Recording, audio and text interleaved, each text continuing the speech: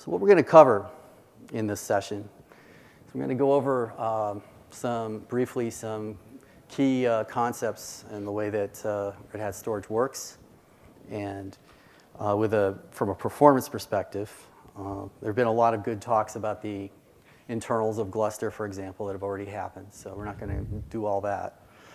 Then we're going to talk about some best practices when buying and provisioning and managing the software, Red Hat storage. And lastly, we're going to show you some examples of how, with a graphical user interface, you can see some of the behaviors that we're going to talk about in practice in a real system. And there's going to be, this is just a basic coverage of Red Hat storage in general. And there's going to be a talk tomorrow at 11 o'clock called Best Practices, Advanced Topics.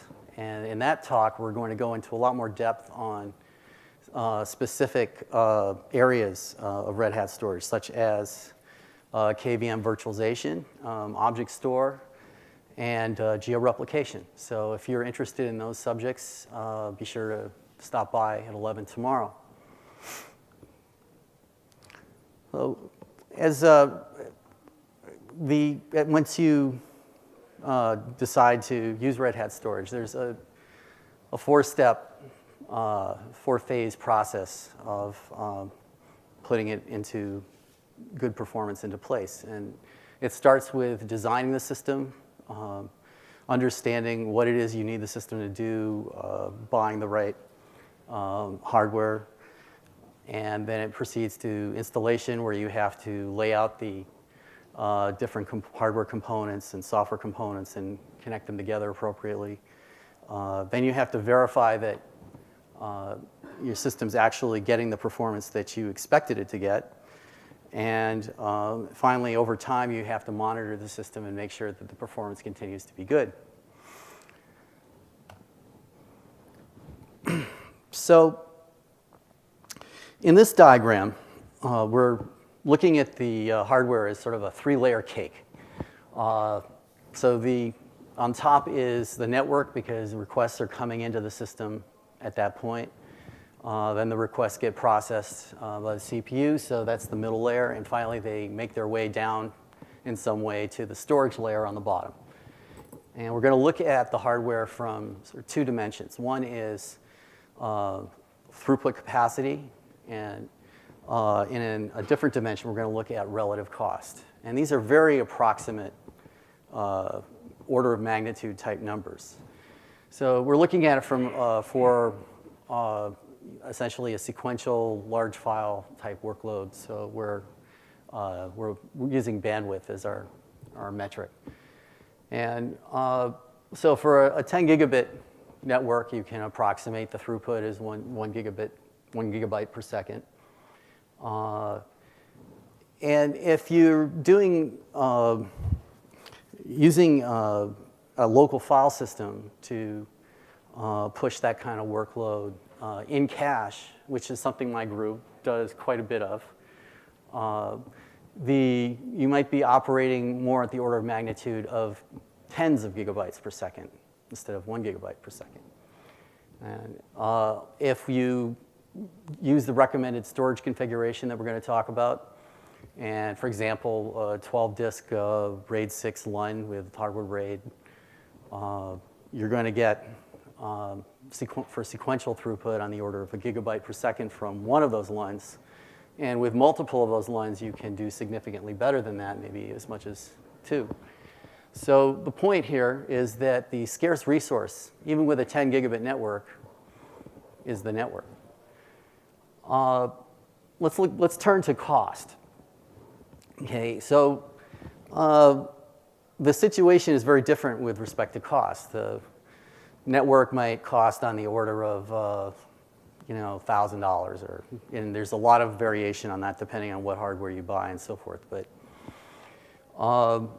the server CPU and memory and chassis and all that might be a few $1,000s but certainly more than the network. And finally, the storage, the shelves, the drives, the RAID controller, all of that, are probably going to be the most expensive part of your system.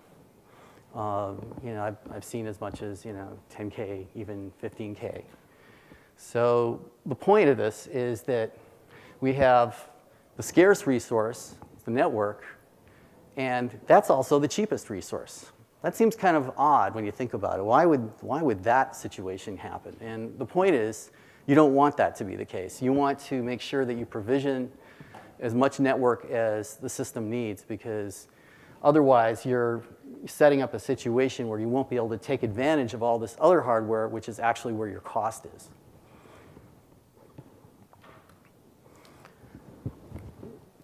File size distribution is going to have a big impact on where your hardware bottleneck is going to be. So in this graph, we're showing throughput, and this is actually, it should say in the y-axis, per server throughput.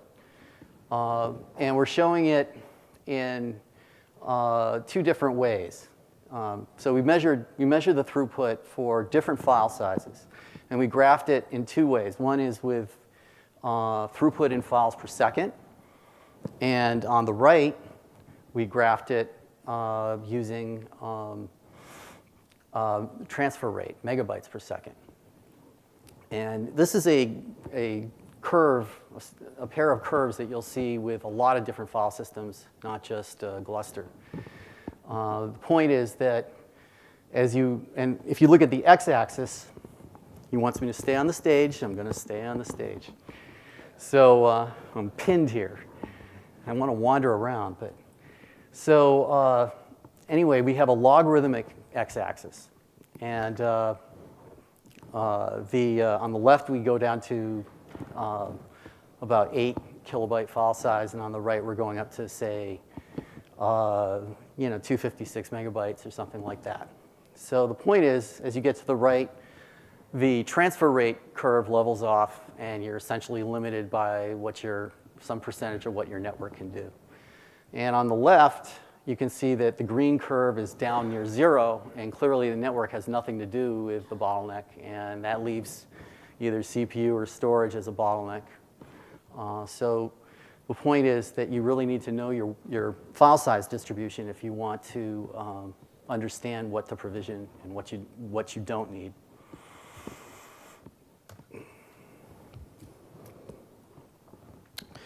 So one of the somewhat counterintuitive things about Gluster file system is that it's using a random algorithm to distribute these files across the various storage bricks called consistent hashing. And it's important to understand the impact of that. What we would like to have happen is that when we do our workload, whatever it is, whether it's reads or writes, we want all of the different storage bricks in our file system to be able to get into the game and to help us out to work in parallel so the system can scale. And what this graph is attempting to show is the situation that happens when you don't have sufficient ratio of files per brick. Now, this is a simple experiment that any of you can do whenever you feel like. And so in this test, we've got 4 bricks. And on the left side, we're doing 2 files per brick. So we create a total of 8 files. We use 3 different prefixes for these files, A, B, and C, and then just number them 1 to 8, so A1 through A8, for example. And so we create them on a Gluster volume, and then we just measure how many fell on each brick and graph that. And because we're using different prefixes, the consistent hashing algorithm is going to use is going to wind up with a different placement for these files. So it's essentially 3 different random samples of its behavior. And what we're seeing here is you have to look at the legend on the far right. Pardon the graph there, but So what you can see is that for prefixes B and C on the left, the brick 2 never even got any files at all. And in fact, in prefix B, brick 3 only got 1 file. So let's say you were reading all these files in parallel, for example, and you wanted to predict what the throughput would be. Well, you're not even using one of your bricks, and the other one's getting lightly used. So you've got a significant imbalance in your hardware utilization. So what can we do about that? Well, on the right, we have a different situation where we've got 16 files per brick for a total of 64 files. And we do the same graphing, and we see that the throughput is is very uniform. And if we read all these files in parallel, all the bricks are going to get used. So the point is that when you're trying to design your workload, you may want to take into consideration getting enough files active on each brick to get all the hardware into use. So unfortunately, this has a side effect. And the side effect is I/O contention. So let's look at this. In this graph, we're just using the XFS file system. It wouldn't matter if it was ext4. And it's certainly nothing to do with Gluster. So on the y-axis, we have the throughput megabytes per second. And on the x-axis, we're looking at the number of concurrent threads reading files on that file system. And what we're seeing is that with one file, on our RAID 6 12 disk one, we're getting about 1,100 megabytes per second. That's just about what you'd get from the block device. Life is great. Okay, so then we go to 2 threads, and all of a sudden our throughput for reads is falling off a cliff. And it's down to less than a fourth of what it was before. And as you add threads, it comes up a little bit, but not enough. And so with writes, a situation is very different, because with writes, the application can issue another write before the first one completes, and that allows queuing, and it allows the operating system to reorder writes to get larger I/O transfers. So what can we do about this? Well, what's the cause? So on the top, I'm trying to show you sort of an illustration of what's going on. Let's say you're doing some small number of kilobytes of read and read transfer size in your sequential read in your application. Linux is going to do some prefetching, and the default amount of prefetching that it does is 128 kilobytes. Sounds reasonable until you think about it this way. If you're running at a gigabyte per second, that's roughly a megabyte per millisecond. And 128 kilobytes is 1/8 of a millisecond worth of data. Well, the average disk, magnetic spindle, is going to have a seek time on the order of 10 milliseconds. So guess what? You're going to be spending 1/8 of a millisecond transferring, and then maybe you're going to go seek to some other file, and then spend another 1/8 of a millisecond, and you're getting terrible performance because you're spending most of your time seeking. So the thing we want to do is we want to have the reverse situation where we're spending most of our time transferring data and much less of it seeking. So how can we do that? Well, we can increase the amount of prefetching that the operating system is doing. I think I just hit the, excuse me about that. There we go. So we can increase the prefetching. How much do we do that? Well, let's go with our sort of order of magnitude seek time of 10 milliseconds. So we want to be able to transfer for, say, 50 or 60 milliseconds, maybe, so that we're achieving that goal. Well, that corresponds to about 50 or 60 megabytes worth of prefetching. And in fact, this is what our TuneD profile called RHS high throughput will do, in addition to other things. And we'll talk about that more later. So when you do this, the behavior you get is the read transfer rate in megabytes per second again on the y-axis. And we start on the left with the Linux default read ahead. And as we increase it up to 32 meg on a logarithmic scale there, you can see that the throughput is coming up to about, say, 75% of our block device speed. And while that's not perfect, that may be, it's a lot better than where we were, and it's certainly good enough to, when you combine it with the uniform distribution of load across all of the servers, that's giving you some scaling. Let's talk about what the CPUs are up to. So this is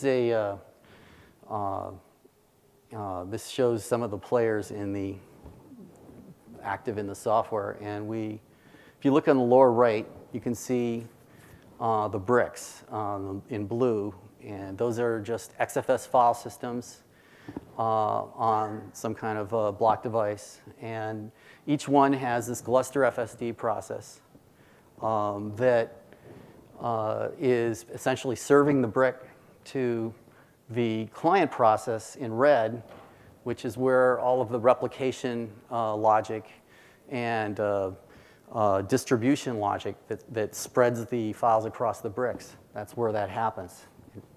So if we're talking about a Gluster mount point, this Gluster FS process is registering with Fuse, and then any application that accesses that mount point is going through the kernel's VFS, virtual file system layer, into Fuse, which is dispatching the request to Gluster FS. And you can see that there's a couple of services that use the Gluster mount point directly, including Samba for Windows clients and Swift for REST clients. For NFS, the overhead of going through Fuse is considered too high. So rather than do things that way, a NFS translator, which is a Gluster module, was written so that the NFS server can operate in the same address space as the Gluster client. So that's what a Red Hat storage server looks like. What does a client look like? Well, it's very similar, except that, hang on a second. There. Except that we don't have any local bricks. And the applications that we're running are different. You'll see, for example, KVM virtualization as an application, and Hadoop. So that's the anatomy of the RHS software environment. So the key thing to understand about how this relates to the network is that you need to understand how the network is getting loaded by the different workloads for native and non-native protocols. So on the left, we see an application running on a native client doing a write, and you'll see two red arrows coming down to two different Gluster servers where it's writing the replicas. And so that means that your network traffic in that case is going to be double what your application throughput would be. If you're doing reads, the situation is different. You're only reading one of the replicas, so your network traffic equals your application throughput. However, for non-native client on the right, such as NFS, CIFS, REST, these clients are not aware of where the replicas live. So they're essentially going to be connected to some Gluster server, more or less at random. And that Gluster server is going to have to go talk to the servers that have the replicas. Now, you might think that, well, what if the replica is local? But as you increase the number of servers, the probability of a local replica goes down. So if you're doing a write, you have a trip across the network to the Gluster server on the right, and then you have the two trips to the other servers. So a total of 3 trips. On reads, you have 2 trips. So you need to provision your network to support this load. And again, this is another reason why network is relatively cheap. Make sure you provision enough of it. Another thing to consider is that your clients may not always be on the same VLAN as your servers, and if they have to go through a higher a router or a longer network path, Gluster replication may Gluster write traffic may be more of a load for your network in that case. So this is how you look at sequential I/O. But what about random I/O? So again, let's go back to the idea that if we're using magnetic media, if we have on the order of 10 milliseconds seek time, that means that disk can do roughly 100 IOPS for reads and writes. And however, if we're in a RAID 6 environment, a random write involves reading parity blocks and writing parity blocks as well as writing data. So that means there's a read, modify, write cycle.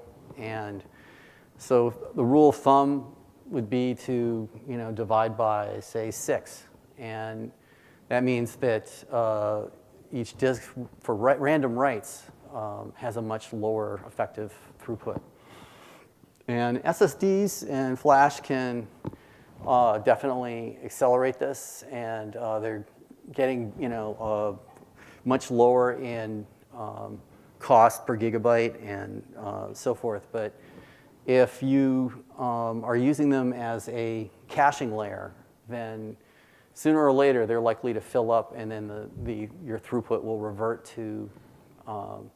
If they do, then your throughput will revert to what the magnetic media can support. So let's talk about the recommended way to configure storage bricks. And part of the reason that we're talking about this is in the past, we didn't pay as much attention to it, and we focused mostly on large files. And we believe these recommendations will help to give you a configuration that will support not only large files, but small files as well. So it's important to get this right, because this is something that's very expensive to configure once you've laid your data onto the storage. It's relatively easy to update software compared to updating disk format. So start with the recommended configuration of 12 drives per in a RAID 6 LUN. Why? Well, the storage efficiency is like 83% compared to, say, RAID 10, which is 50%. It does very well for sequential reads and writes and for random reads. And the only area where you take somewhat of a hit is on random writes. We need to have large bricks. There are limits to how many bricks per volume that we can support right now. And in particular, I think the current limit is 64 servers per volume. So we want to make the bricks reasonably big. And another thing is when you're configuring the RAID LUN, it helps to configure the stripe size bigger than the default. With a Mega RAID controller, for example, the default is 64 kilobytes. So think about what happens if you're reading, say, a JPEG file or some file that's like on the order of like a megabyte. That's about 16 64 KB chunks. So when you go to read that file, every single disk in your RAID 6 LUN stops what it's doing and lurches over to where that file lives. And you've essentially reduced 12 drives to effectively behave like one drive, which is not what you want. So by increasing this stripe size parameter to the recommendation of 256 KB, you can use fewer drives to service that read. And you can, that means two things. You spend more time transferring data from your disk, less time seeking. And the second thing is you have more parallelism. Your disk can service more requests in parallel than they could before. So we recommend using LVM.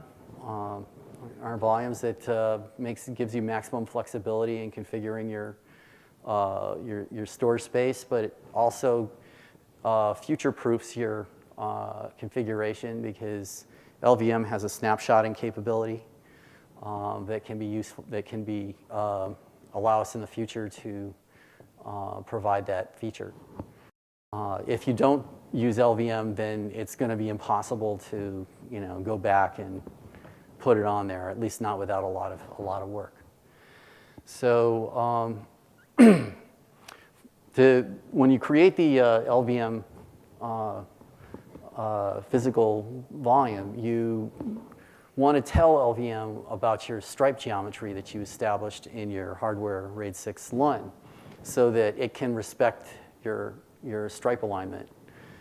So what you see here is if we have a 12-drive RAID 6 with 256K stripe size, 2 out of the 12 elements of that stripe are parity. So you effectively have 10 data blocks in that stripe.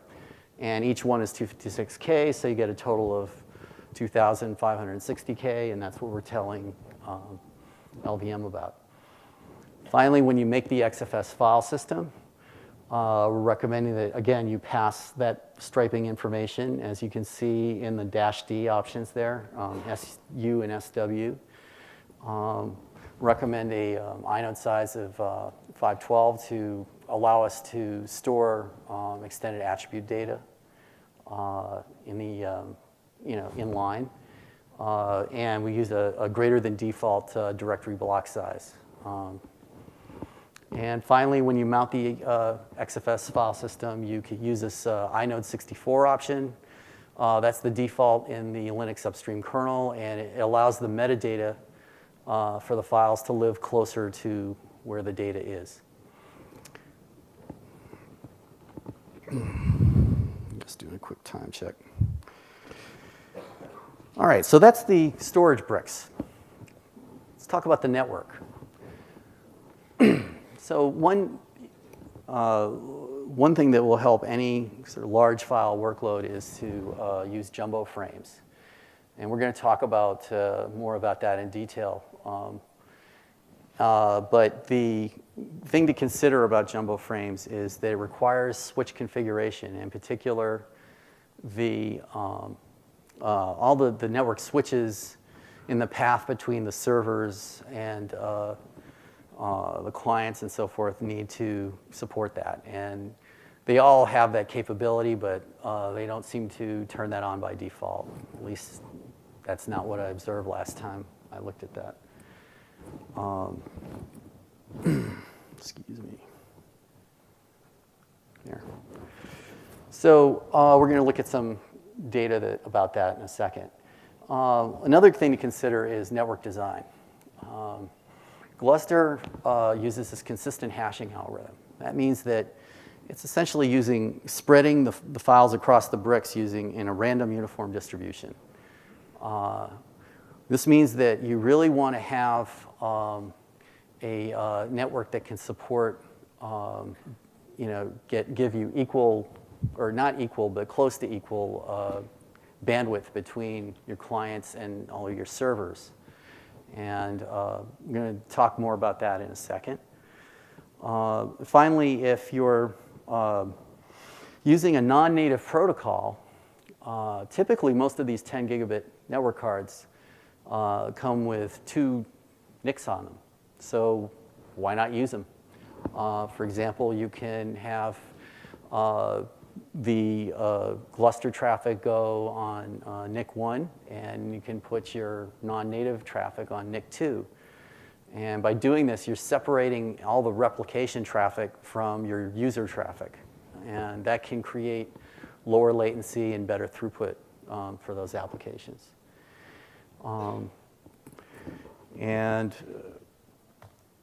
let's talk more about jumbo frames. So this is just some data we measured in our own lab.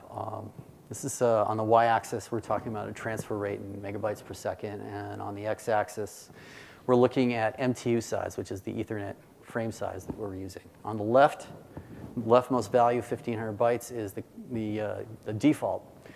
The default made a lot of sense 20 years ago. I'm actually old enough that I can remember, when there was 10 megabit per second Ethernet. And it's scary to realize, but 1,500 wasn't a bad value for that. But at 10 gigabits per second, that's something like 1.5 microseconds of data, some very small amount that it's chopping it up way too much. And we recommend typically a jumbo frame size of 9,000, which most switches will accommodate for 10 gigabit. Actually, for InfiniBand, you can do much bigger sizes than that, but we're talking mostly here about 10 gigabit. And you can see that when you do this, you're getting a nearly 50% throughput improvement on a Gluster read. So it actually does matter. We could spend a whole hour talking about network topologies, and some of you probably know more about that than even I do, because it's just an enormous subject. But what I'm going to just talk about briefly is what not to do. And so in this example, we have 3 racks, and this is loosely drawn from some real examples. We have clients and servers mixed together in each rack because the servers basically consume a lot of power, and we want to spread the power load more evenly. And we're putting, we have our top of rack switches, and we just plug them together, and with the same links that we use to connect all the servers to the switches, and we're done, right? Well, not really, because if you do this, you're going to have, again, the consistent hashing algorithm says that we're going to spread our files evenly across all these servers. And that means that a given client has a 2/3 probability that it has to go over one of those red wires on the top. And that means there's going to be a lot of contention. And so what you have to do is design your network so that the connections between the switches are much higher speed than the connections from the top of rack switch to the servers. And so now you've got your system all plugged in, and you want to tune it. Well, so there's a couple things that you can do right off the bat. There's a volume parameter that was added, I think it was in RHS 2.0, called eager lock. And what this does is it lowers some of the, it allows the client that's writing a file to, instead of like acquiring a lock on the file all the time, it's holding the lock for a much longer period of time. And that allows it to reduce the number of round trips that it needs to do.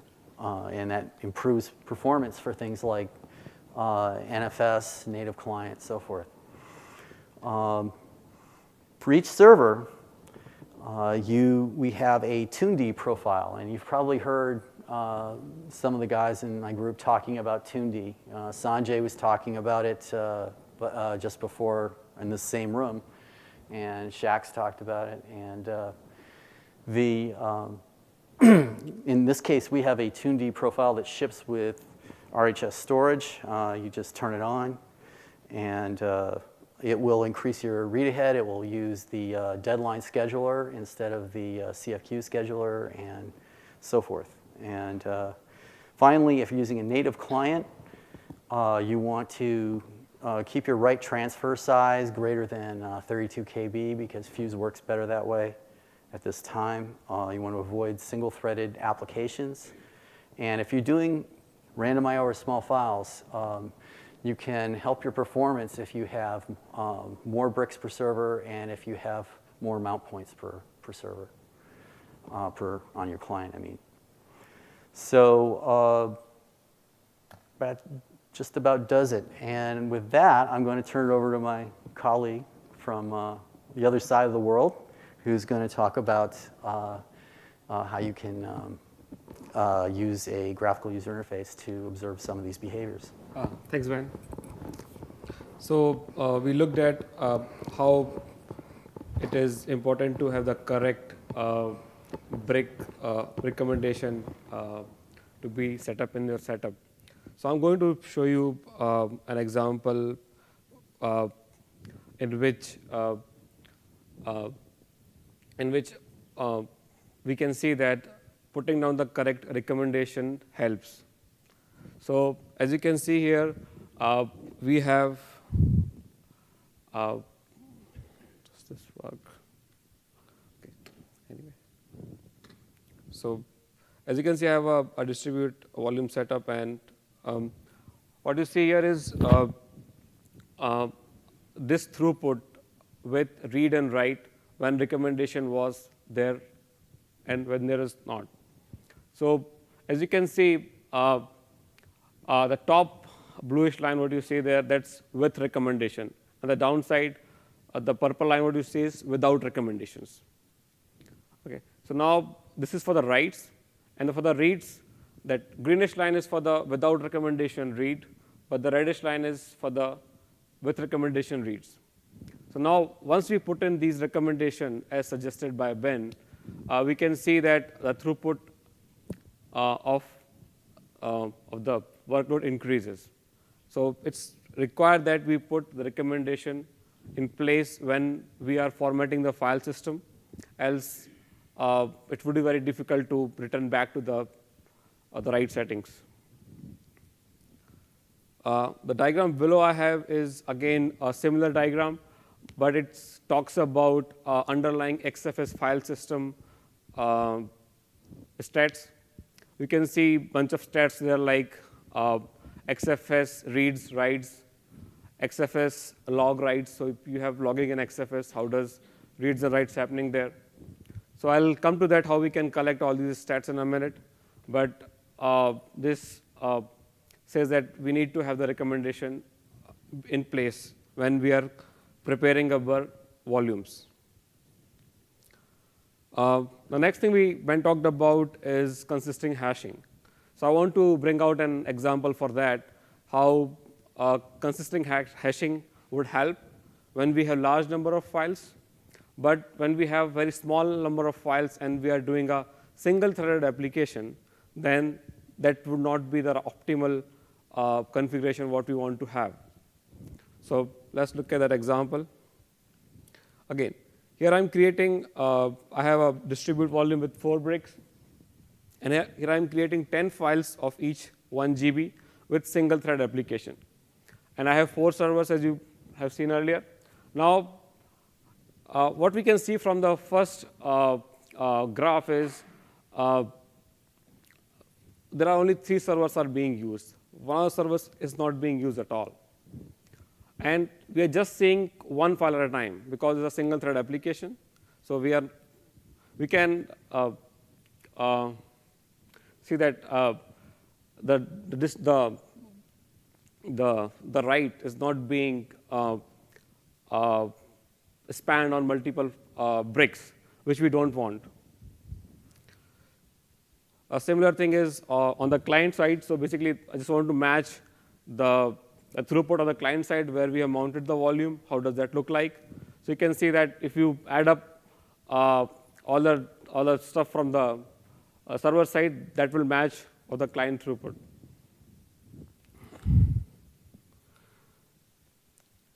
Okay. Now, another example, if we look at a large number of small files. Now, earlier I was just putting 1 file at a time. Now, if I do the operation with 10,000 files with 24 threads, now you see that the load has been distributed on each server. So again, here I have 4 bricks distribute volume, and the throughput what you see here, the lines what you see here is from different servers. Now, as we are creating a large number of files, the consistent hashing algorithm is working pretty well and distributing the files on multiple file system, multiple bricks, and we see that consistent hashing helps when we have a large number of files and we are doing a multi-threaded application. So this is the example what I wanted to bring forward. Now, how did I did this thing? So I want to just quickly go through that, how we can analyze the data in real time from multiple cluster servers. So the problem what we have is we have the tools on individual server. We can look at the disk throughput, memory uses, all those things in one server. Now, as you increase the number of servers on your environment, it's going to get difficult to analyze the stats of multiple systems. Now, what we can do is if we can put the data from multiple servers in a central location, and then if we can somehow analyze it and give it to the user so that can be analyzed in real time. So as you can see here, we have a couple of RHS nodes, then we have a central location, and then we have the viewers. So now the RHS nodes can send the data in real time to the central location. Central location does some analysis depending on the request what the user has sent. So let's say the viewer is saying that I want a stats of server node 1, and I want this stats. I want memory stats. So it will query from the browsers per se, and then central location will say, okay, I have the data. I can just do some sorting or something like this, and I can get the data for you and visualize it and give you visually on the browser. So now I've just put in how I have how we have done it. This is on POC, and it's a kind of hackish solution, but yeah, it can be done. So what we have here is a PCP running on each node. Now, what is PCP? PCP is Performance Copilot project from SGI, which they have open sourced some time back. Now, the PCP is going to be the default in RHEL 7, and we are pushing it to put into RHEL 6.5 as well. Now, with PCP, we can collect different stats from the server. We can collect XFS stats, memory stats, disk stats. There are lots of things we can cover from PCP. Now, the PCP is running on all the nodes. Now, what we are doing is, with the help of, again, a service called PM WebD, which is running on central location, we are requesting those stats from multiple servers, multiple nodes, gathering them in a central location and putting them in some kind of database. Or you can see here that I'm using Elasticsearch, which is nothing but distributed RESTful search engine, in which you can just dump the data and then you can query it very fast. I'm using R to analyze the data what I have collected, and then with the help of Shiny. Shiny is a web interface for R applications, by which we can whatever analysis we have done on the R, that can be put on the web. And then as viewer requests it, we can just say that, okay, we are saying that I need, and the viewer here is Firefox or any browser per se.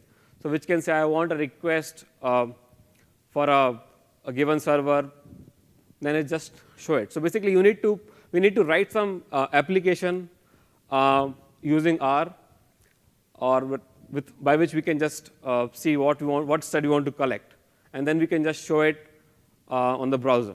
So this is an intermediate solution. What I look forward is that it can be a much more, but it can become better if we can do some other solution. But for now, by this we can at least collect the stats on multiple servers do the analysis and show it. So tomorrow in the Gluster community workshop at 1 p.m., I'm going to go through some of the code stuff and some of the application what we can write to collect the stats from multiple server and then put the analysis in. So if you want, if you're interested, then please come over there and we can talk more about it. So now, as you can see now, if I go back to my previous examples, now I'm not showing the inputs what I can give here, but internally what's happening in this case, I'm saying go to Elasticsearch server, get the stats, get the disk stats of all 4 servers, and then put them in a same graph per se. So that's all it's doing there. So with this, we can do the real-time analysis, and it can do more stuff like I want to see, give me a time frame when the load average was, let's say, about 10. So basically, it's like Elasticsearch, REST API. So we can just write a REST API query and say that, okay, give me that time frame when the load average was high, and that can show you that. So it can become much better, but it's a start.